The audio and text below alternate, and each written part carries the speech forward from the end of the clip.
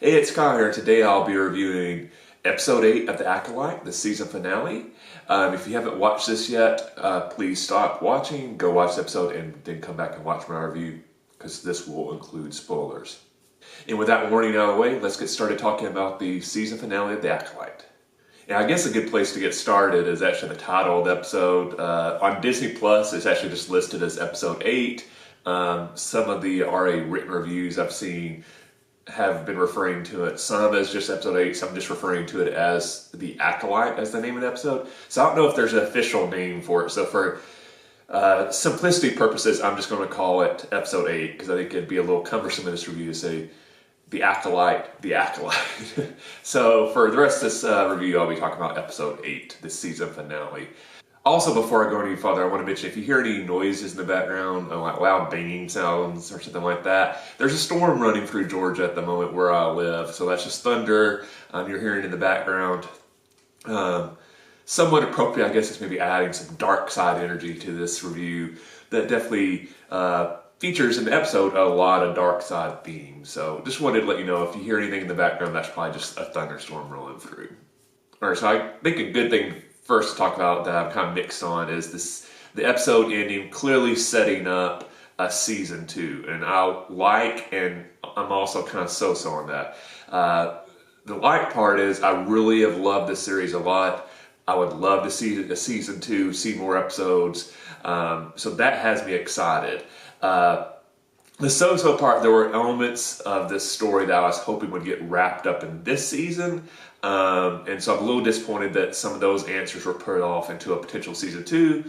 And also at the moment, at least unless I haven't heard it, I do not believe season 2 has been officially confirmed yet. So I always hate series like this that I really enjoy, and they're clearly setting up something for a future season, and then they don't get that future season. Now, the good thing for Star Wars, if that does happen, they'll always be able to wrap up the storylines, probably in a book or a comic book or something like that. But I would still be very disappointed not to see those answers in a live action series. So hopefully this means we will be getting a season 2. I'm hoping the creative team at Star Wars would have let the Acolyte team clearly tease a season 2 so much in the last episode if they were not fairly confident that they were going to get a season 2. So some elements of this season finale that I really enjoyed, I'll kind of touch on my high points. First, the fight between Soul and the Stranger was absolutely amazing. Loved it. Anytime they've done lightsaber content throughout the series, they've really nailed it. It's been really cool. We've been seeing new elements of Star Wars lightsaber fighting that we've just never seen before. So kudos to the team at the Acolyte putting in there some really entertaining fight scenes that still feel like Star Wars, but at the same time working new elements to make it exciting and fresh. And this showdown between Soul and the Stranger was really, really cool. Loved it. That segued directly into Soul having his confrontation with May, and basically, admitting to her, yes, I killed your mom, but, kind of hedging it somewhat like it was still kind of your fault. You started the fire. I had good intentions. I was just trying to save both of you. I was not doing it for, evil intentions. And then May coming back and like, well, if you weren't doing it for bad intentions, if it wasn't wrong, why have you not told Osha? And I thought that bit of dialogue there was really amazing. And that immediately segues into Osha walking up, overhearing Soul confessing to killing her mom, and Osha going to the dark side, having that stare down with Soul, and then beginning to force choke him, and seeing the life go out of his eyes. And you clearly see him being sorry, but at the same time, Osha just not willing to forgive him for both killing her mom, but lying to her all these years. It was a heartbreaking moment. And I think a moment that a lot of people are going to be really talking about is seeing the Kyber crystal in Saul's lightsaber be bled and turned to red. And, after Saul dies, her turning the lightsaber on, and we see the transformation from it going to red. That was a really amazing moment. I have a feeling that's going to be a lot of people's favorite moment in the episode. Seeing that in a live action series was really cool, and I really dug it.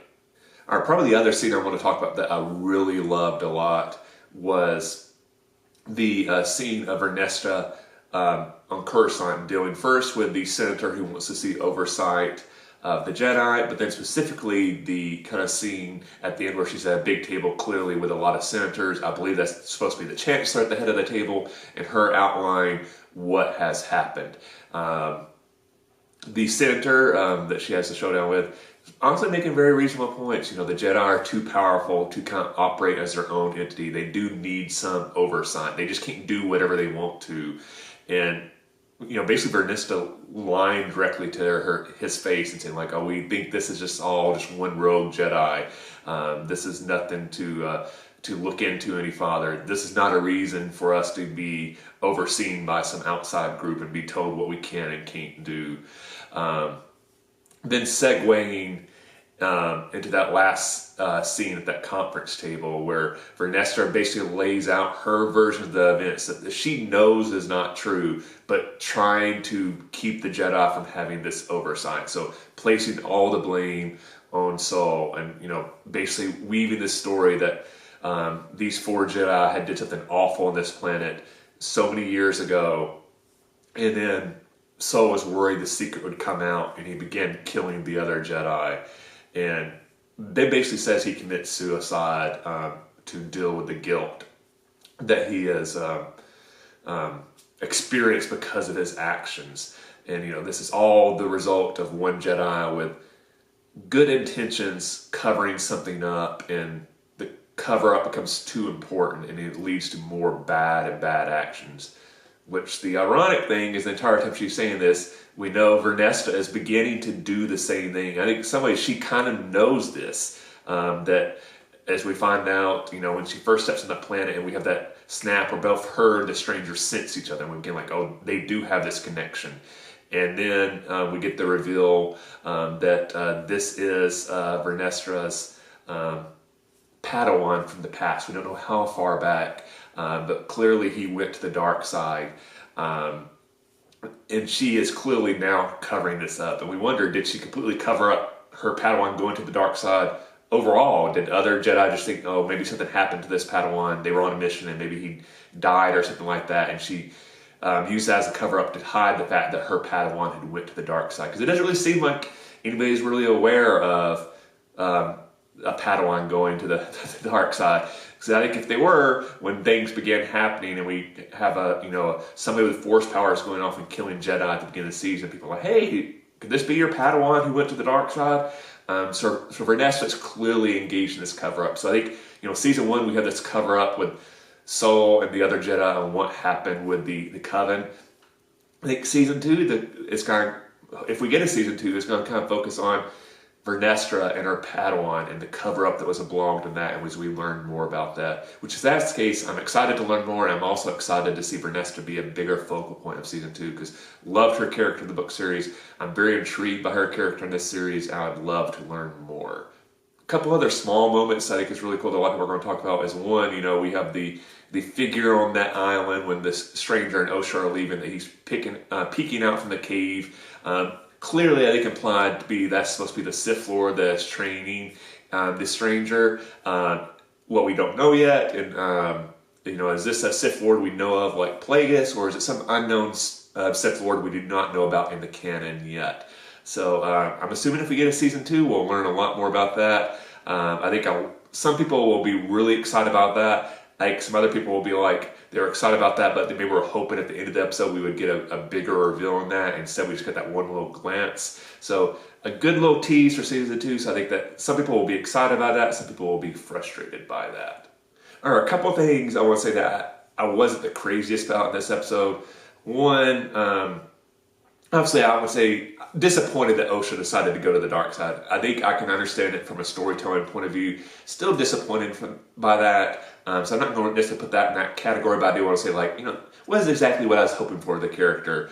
The part that I was probably more not exactly enjoyed a lot from the storytelling point forward is then what Osha and May decide to do. Osha basically deciding like, yes, I'll be your apprentice stranger. I'll train in the dark side. I saw enough, there that her warrant, or I understood her motivations for killing Soul. But at the same time, with everything we know about her character, I'm not sure then she would jump into, and now I want to train in the dark side. I don't know if I got that yet. So I think some of that is she's trying to keep May away from this dark side user. But I think if that's the case, we should have got a little bit more of that. Like maybe when they had a one-on-one action, it's like, I'm trying to protect you, May. Instead, I didn't really fully buy into that wholly. At the same time, with everything we know of May, I don't know if I buy into like, all right, now I've kind of finally reunited with my sister. We've kind of made up. And now I'm just going to volunteer like, all right, just wipe my memory. I'm good. I think I would have liked to see maybe her arguing more like, no, we need to stay together. Osha, don't make this decision. And then almost maybe the stranger erasing May's memory against her will. I think that to me would have made sense storyline a little bit more. Like I don't really fully buy into May just going like, all right, we've kind of reunited. We're finally on the same point of view. Maybe for the first time in our entire life, because we're only seeing our childhood, it didn't really seem like they were always agreeing a whole lot. And then instantly like, all right, now erase my memory and I'm good to go off. I don't know if I really buy into that. Clearly though, it's setting up season 2 where then, Vernestra could kind of use May to kind of track down Osha and maybe use May against Osha and her Vernestra's former Padawan. So I can kind of see where they're going there to kind of set up season 2, but I wasn't really satisfied with that element of this episode. And I would say one part, I'm not saying I did enjoy this part, but I think I would have liked a little more of a wrap up on this element of the season 1 storyline is the creation of Osha and May. So we do get like, they're the same person that was split apart, but we really still do not get much about like why and how this happened. To me, this would have been a cool part where you had either a flashback where you get a scene with Osha and May's mom maybe kind of talking about that a little bit, or maybe the stranger chiming in and going like, after Soul's dead, like, oh, and I know why your mom did that. And even if he didn't go into more detail, just a little bit teasing like, all right, some more of this is known, but just them kind of explaining it, but then not really going into a whole lot more detail. I was kind of hoping for a little bit more conclusion on that storyline. I don't know if that was something we necessarily needed to kind of continue into a future season. So I was a little disappointed of how that element of the storyline was addressed in this episode. And then the ending scene, when we get a little sneak peek of Yoda, I thought that was cool. I don't know if we necessarily needed that, but I think it's a fun little ending scene, and I think maybe teasing that, like, as the Acolyte goes along, we're getting closer and closer to the events of the prequel. So maybe you're beginning to see the transition of the High Republic into the more period of the Star Wars saga that we're more familiar with. So maybe they're going to start bringing in more characters. Yoda does appear in the High Republic books, and he's clearly, still the most powerful Jedi during this storyline. So it makes sense to bring him in. I don't know if we need to. I think that's probably going to appeal more to casual fans, like, oh, Yoda's there, versus people that have been really into the books. Going like, oh, cool, Yoda, but I don't know if that super excited me. But maybe this is a signal from Vernestra that she's been trying to keep these events from the council, and it's reached the point where she can no longer do that. So she has to bring Yoda and the council into this event. So with the council and I guess theoretically Yoda being brought more into the storyline, it is going to bring up those questions about why does the council then say when the Phantom Menace pops up they're not aware of the Sith, when it seems like they're going to become more aware of the Sith in season 2 of the Acolyte. So that's one element I think that some people are going to be very frustrated by. I'm not going to rush to judgment yet, but I can see where like, hey, I don't know about this. So it'll be interesting to see how the series addresses that in the future, assuming they do get a season 2. Overall, I really enjoyed the Acolyte. Yes, there were elements of the season that weren't my favorite, but there were other elements that to me are some of the cooler moments I've seen in Star Wars.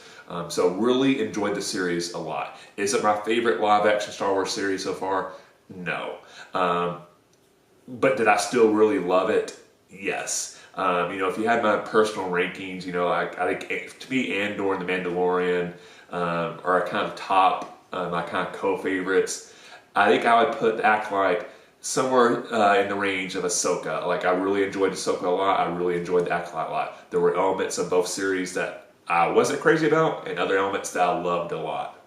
Like I said, I think I really do need to do a rewatch the Acolyte before I can properly rate it. But for now, overall, I really enjoyed the series. So in the comment section below, let me know, what did you think about the season finale and the series in general? What were your favorite elements? What are some parts that frustrated you? Thanks for watching. I'll see you the next time. And may the Force be with you.